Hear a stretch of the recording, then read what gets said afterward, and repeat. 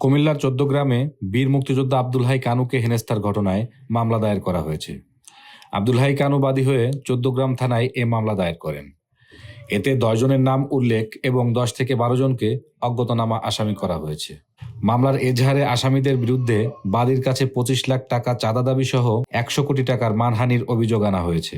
Abdul high Kanu স্বাক্ষরিত অভিযোগটি ফেনীর বাসা থেকে ১৪ গ্রামের কয়েকজন মুক্তিযোদ্ধাদের মাধ্যমে থানায় প্রেরণ করার পরেই মামলাটি রেকর্ড করা হয়েছে।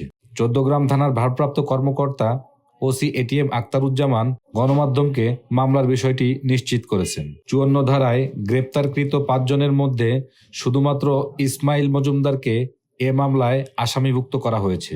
মামলার এজাহারে ওই মুক্তিযোদ্ধা উল্লেখ করেন, গত ৫ আগস্ট বিপ্লবের পর আসামিগণ মুক্তিযোদ্ধাদের পক্ষের লোকজনদেরকে ও মুক্তিযোদ্ধাদেরকে নানাভাবে হয়রানিসহ হুমকি দিয়ে মোটা অঙ্কের চাঁদা আদায় করে আসছে। আসামিরা কিছুদিন যাবৎ তার নিকট ২৫ লাখ টাকা চাঁদা দাবি করে আসছিল।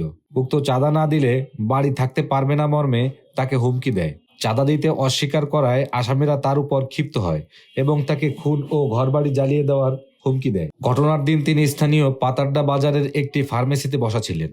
আসামিরা ওই ফার্মেসিতে গিয়ে টানা হিচড়া করে স্থানীয় কুলিয়ারা প্রাথমিক বিদ্যালয়ে নিয়ে স্কুলের একটি কক্ষে জোরপূর্বক তাকে আটকে রেখে হেনস্থ করে।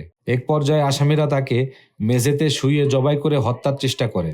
এ সময় বাদী ওই কক্ষ হতে বের হয়ে স্কুলের সামনে আসলে আসামিরা কিছু পুরনো জুতা দিয়ে একটি মালা তৈরি করে তার গলায় পরিয়ে স্কুলের মাঠে ও রাস্তায় হাঁটায়। পরে এলাকার লোকজন তাকে আসামিদের কবল হতে উদ্ধার করে।